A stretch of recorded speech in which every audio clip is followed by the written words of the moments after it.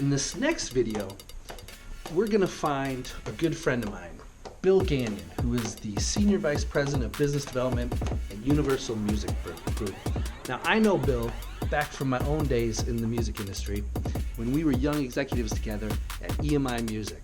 And Bill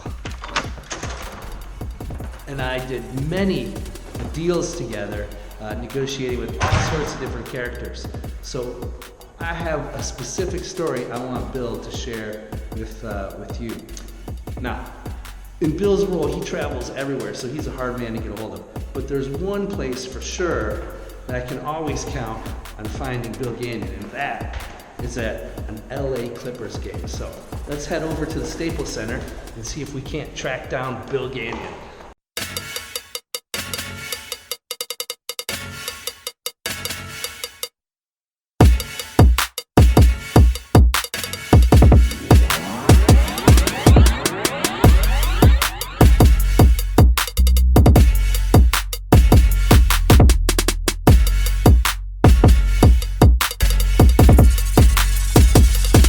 It was classic.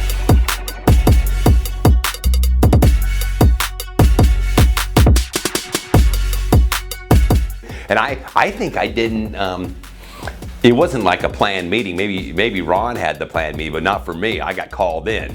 So I was, I was like, but they told me before it was Suge Knight. They said, Suge Knight's up meeting with Ron. They want you to come up there. So it wasn't like I just showed up and he's in their office, but I had about 2 minutes to prepare.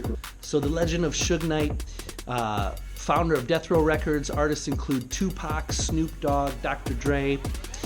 The legend is that Suge Knight hung Vanilla Ice over the balcony 15 floors off the ground in a Beverly Hills hotel, forcing him to sign over a portion of his royalties from Ice Ice Baby, totaling roughly $4 million, which Suge then used to start Death Row Records. Now, this is obviously an example of the bullying tactics. So let's go back and hear Bill's story with Suge Knight. Yeah, he has one thug with him. Yeah. Classic. Okay. All right. So what happens from there? From there is that, I introduce myself to him and he says, "Nice to meet you," in that, and I mentioned to him, "Yeah, I've heard a lot about you." He goes, "Oh, you probably," and he says, "You probably have," and I'm saying, "Okay," and I was probably a little nervous just because of his reputation. And he's a huge guy, right? He's like 6'4". He's like 6'5", probably 300, 350. He used to be in security. He was bodyguard. Yeah, he was a big man. He's a big man.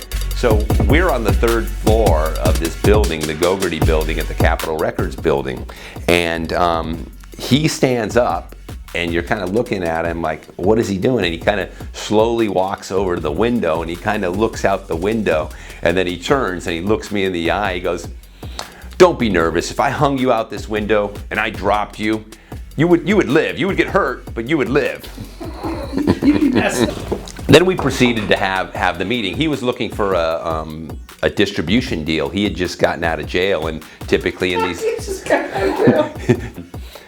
it's an interesting dialogue when a guy that roughs people up and he wants to do a deal with you. And at the time, we could use the billing, so we were actually seriously thinking about it. Like, well, it would be pretty significant business. Should we do it?